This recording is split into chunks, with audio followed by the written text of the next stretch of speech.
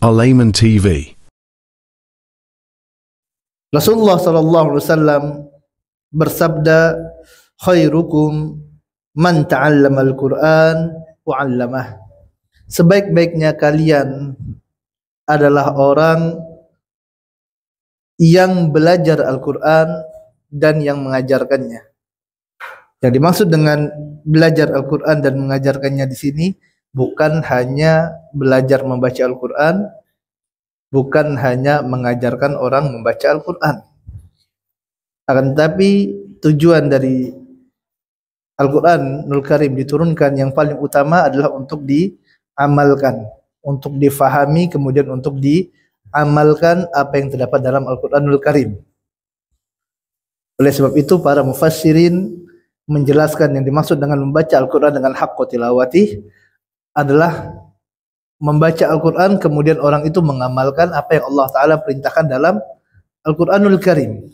Karena sebagian manusia mereka disibukkan dengan memperbaiki bacaannya dalam Al-Quran, disibukkan dengan menghafal Al-Quran, akan tapi mereka melupakan mengamalkan isi Al-Quran.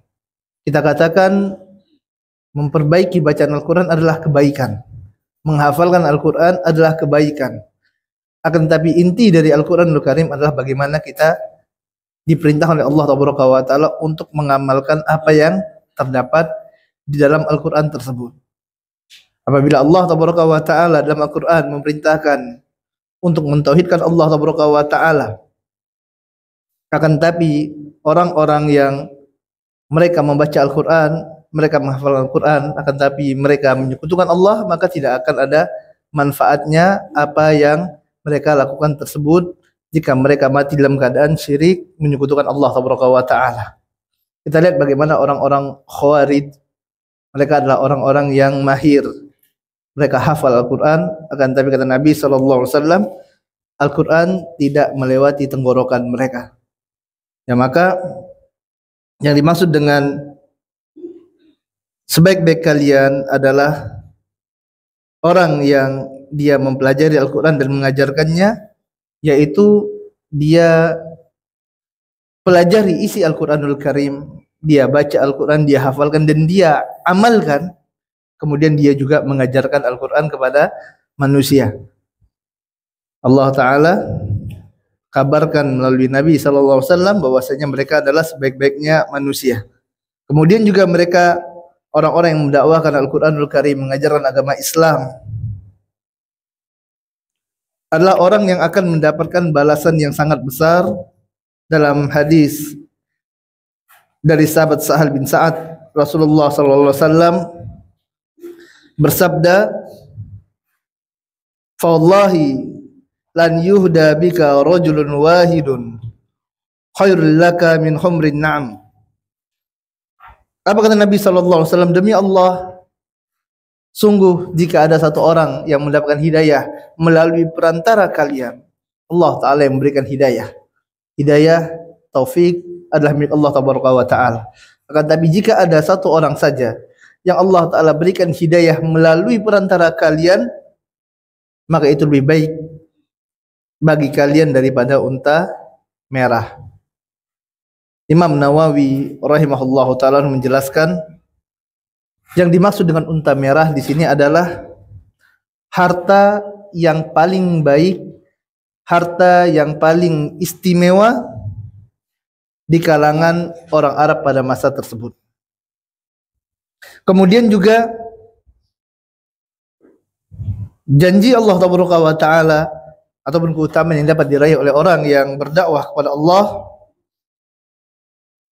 adalah mendapatkan ganjaran kebaikan yang sama dengan orang yang melakukan amal perbuatan tadi. Dia mengajarkan manusia untuk melakukan kebaikan. Dia ajarkan manusia untuk sholat, kemudian orang sholat. Dia ajarkan manusia untuk menuntut ilmu, untuk belajar, kemudian orang belajar. Dan dia harus menjadi orang yang paling semangat dalam belajar, dalam menuntut ilmu. Tadi dakwah bilhal. Dia ajarkan manusia menuntut ilmu, ajaran manusia belajar, orang-orang mengikut belajar, maka dia juga akan mendapatkan pahala sebagaimana orang-orang yang dia dakwakan ini mendapatkan pahala dari sisi Allah Tabaraka wa Ta'ala. Rasulullah sallallahu alaihi wasallam bersabda, "Man da'a ila huda kana lahu minal ajri mislul ujuri man tabi'ahu la yanqusu dzalika min ujurihim syai'a." Barang siapa yang dia mengajak kepada suatu petunjuk, mengajak manusia untuk melakukan suatu kebaikan, maka pahala yang akan dia dapatkan mislu ujurin. Kita lihat di sini Nabi SAW menggunakan bentuk jamak. Pahala yang dia dapatkan adalah seperti ujur, bukan ajar. Artinya pahalanya banyak gitu. Dia akan mendapatkan pahala-pahala seperti pahala-pahala orang yang mengikutinya. Mengikuti apa? Ajakannya, mengikuti seruannya, mengikuti dakwahnya. Diajarkan anak untuk membaca doa sebelum tidur. Seumur hidup anak ini dia baca doa sebelum tidur, dia akan dapat pahala. Walaupun dia sedang baring di atas kasurnya. Walaupun dia sedang koma di rumah sakit. Hatta dia sudah meninggal sekalipun, anak ini masih membaca doa sebelum tidur, dia akan terus mendapatkan pahalanya. Dia ajarkan anak tadi untuk membaca surah Al-Fatihah. Jadi subhanallah, mengajarkan anak baca surah Al-Fatihah.